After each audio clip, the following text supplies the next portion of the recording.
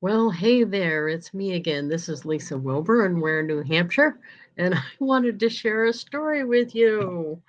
Okay, so if you know my story at all, you know my, let's see, reluctance or out and out disdain for door knocking.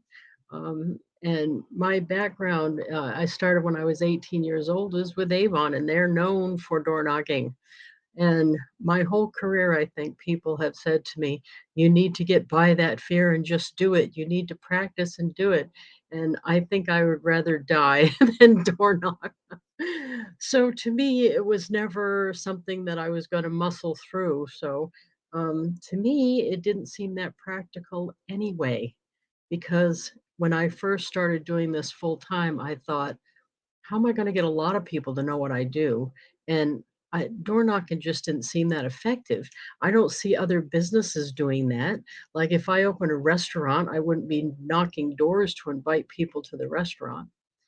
So anyway, let me tell you how one of the ideas, my idea was, if enough people know what you do, you could be successful at anything. I heard that a lot at the beginning, and I believed that to be true. So how could I get a lot of people to know what I do?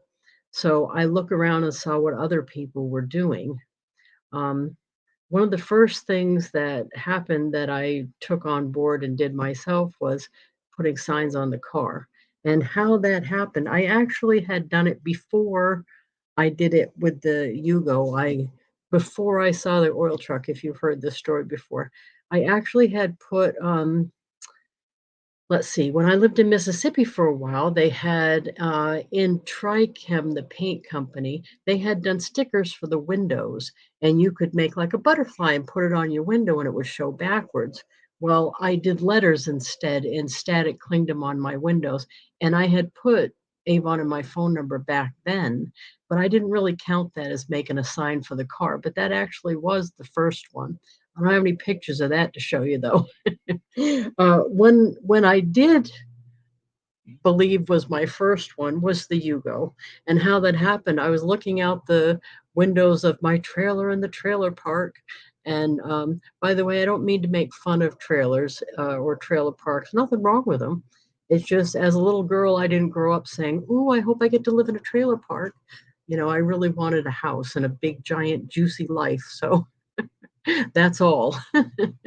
Anyway, I looked out and saw an oil delivery across the street from me in the trailer across the street. And of course, they had their name on the oil truck. And it dawned on me, if they could do it, I could do that too. Maybe a smaller version of it or a different way, but I didn't know how they got it on the truck. So I actually went over there and felt the side of the truck. I thought it was painted on there, and actually it was just stickers. It was a sticker on the truck. So I thought, I can just put stickers on my car. So I went to an office supply store. Back then they didn't have Staples. This was in the 80s. And I went to some office supply store and they had vinyl letters, and I just bought them and put them on my Yugo. And this is the Yugo. This is it right here. And these letters I just bought at the office supply store and slapped them on the car. As you can see, they're not evenly spaced or anything. I did this myself. Nowadays, you can easily go to fastsigns.com, which is a franchise sign company. They have sign places everywhere, and they'll do it for you very professionally. But back then, I just did what I had with what I had. The other thing that I thought was cool, this is a light up sign, and you know where I got that idea from, right? Pizza. Okay, the guy in the next town over was had this sign on his pickup truck, and he was actually taking it off when I ran into him, and I went, "Ooh." I said, "Where can I buy a sign like that?" He said, "You could buy this one. This one bounces up and down and makes noise, and I don't like it, and I'm going to get rid of it." I said, "I'm driving a Yugo. I won't hear it." I'm like, so he let me buy it for $75. I peeled off the vinyl letters that said pizza, and I put that's Avon and my phone number on there, and it went in the window with a cord and lit up in the cigarette lighter there. Back then they had straps and like bumpers, so it did make a lot of noise on the car. I didn't care. Now, when you buy one of these now, they still sell these, by the way. They look a little different than this, but it's carsigns.com. You can buy a pizza sign blank and just add the letters yourself or have them add it for you, and it's about $100. Here it was very impactful because they don't have pizza delivery. Even still, all these years later, they don't have pizza delivery out here where I live in the woods. So it's very impactful. But this is a great way to get people to know what you do. Okay, so this was my first incarnation of that. The second one that I got and did, I found I had this car on the side of the road. $700 this van was, and I was doing a lot of fairs and flea markets and stuff with an Avon table. That's Kissy, the cat. um, the only thing with the van is it was $750 because it backfired. Have you ever seen the movie Uncle Buck? Yeah, this was bad. I'm glad I didn't have this very long. Oh, it was embarrassing. So just to tell you, one time I at the flea market, I pull in my spot, turn off the key, and shut my eyes because I knew what was going to happen. And sure enough, like 2 minutes later, bam! Everybody hit the deck. Oh, it was so embarrassing. Anyway, that backfired. The van backfired. So that was probably a year and a half I lived with that. And then I made it to the top of the pay plan in Avon's team building and got a car allowance. So I had my first new car. And this was it. This was a Hyundai. I bought it brand new and it was like 69.95. And just to give you an idea, the this one brand it was brand new, 39.95, $3,995. This one was almost 7,000, right? As you can see, I still did the light up sign. I had changed the vinyl because I didn't think you could read the lettering as good with it. And then it still has the vinyl letters on it still. Uh, this car, the funny part about this car is my ex now. Yeah, I've been married a couple times. Don't judge. Okay, I'm hashtag team single now. But anyway, when I got this car brand new, of course, right away I was plotting and planning what I was going to do for a sign on it. And he said, "I really wish you wouldn't letter that brand new car." And I said, "Oh, no, no, you misunderstood. When I said I'm lettering the car, that was actually a bulletin, not a survey." Oops. But to me, it makes that much difference to my business. How am I going to set myself apart if I'm not willing to do something this simple and this easy and this cost effective? So to me, it was an obvious thing I was definitely going to do. So anyway, couple tips if you're going to do yours, make sure the font is readable and big and readable. You want people to be able to see it from far off. And by the way, it is on all four sides. Most companies do require that you put independent representative or some form of that and your name on it so you're not impersonating the company itself. Anyway, that was the car that I had for quite a while. Then I was in Las Vegas on an Avon trip and saw a PT Cruiser, and I wanted one anyway because the shape of it was perfect for a car sign. And I saw a PT Cruiser with a wrap, a vinyl wrap. Hadn't seen one before, and it was a Coca-Cola one. Well, I was in love. So this was my it was my Avon PT Cruiser, and I drove this for quite a few years. I think it was 7 or 8 years. Again, with the light up sign on the roof. This is an entire. Actually, this is a partial car wrap. It looks like an entire one. The thing that's not wrapped is the roof. And that's because I live in a town that doesn't have many tall buildings, so it makes no sense to wrap the roof. But you do pay per square foot, so think about that when you're going to do this. I use this a lot in parades. I use it a lot outside of events. It's been awesome. And you want to use it as much as you can, in my opinion, if you're going to pay that kind of money for marketing. But it lasts, I think they recommend 4 or 5 years.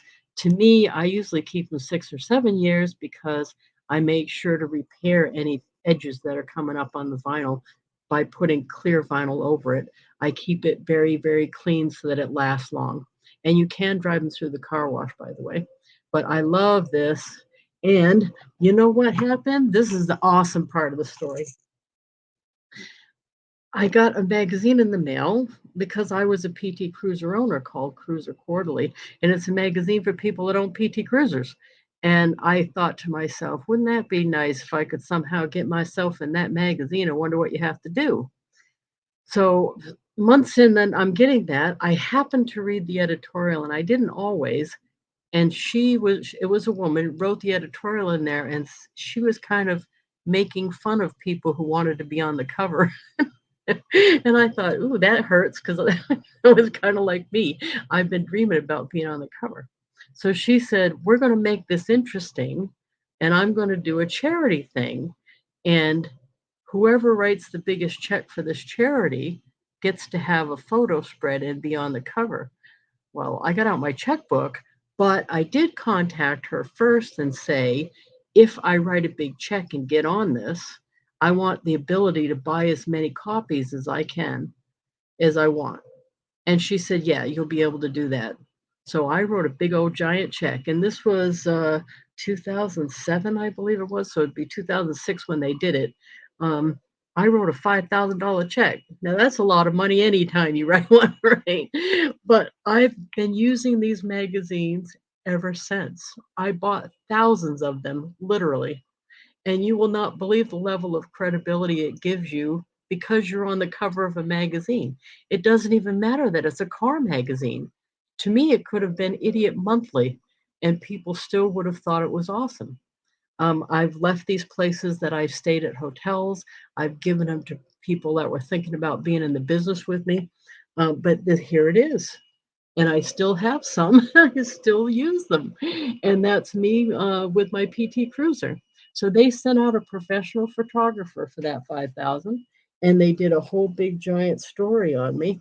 Look at this. My whole story's in here. You can't get any better than that. So this went out to not only the ones I bought, but everybody that subscribed to this magazine, and I didn't know them, got this too. So it was like dual purpose. I got a whole bunch more people found out what I did, and plus I got to use it.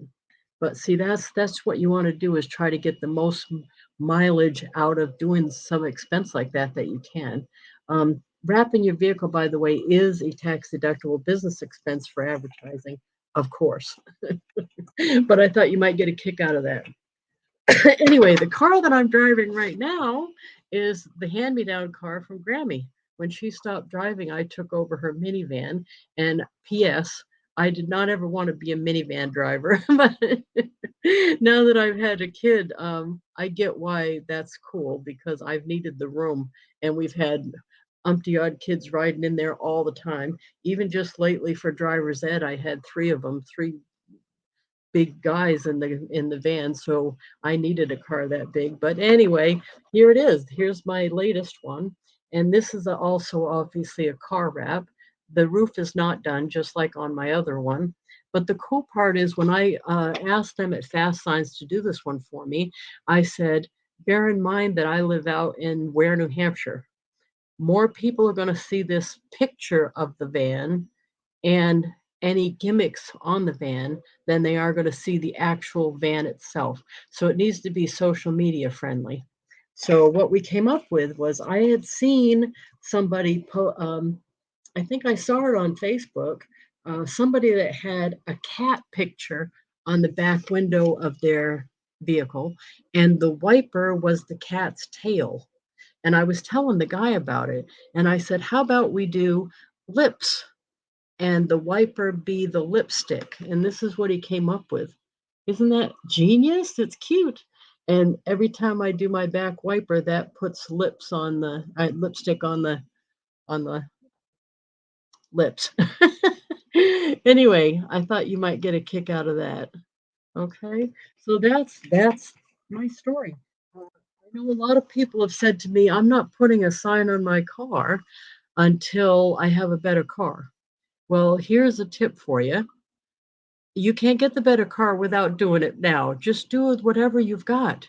The very, very first thing that I did before the vinyl letters was a piece of plain paper with black magic marker, and it said Avon and my phone number.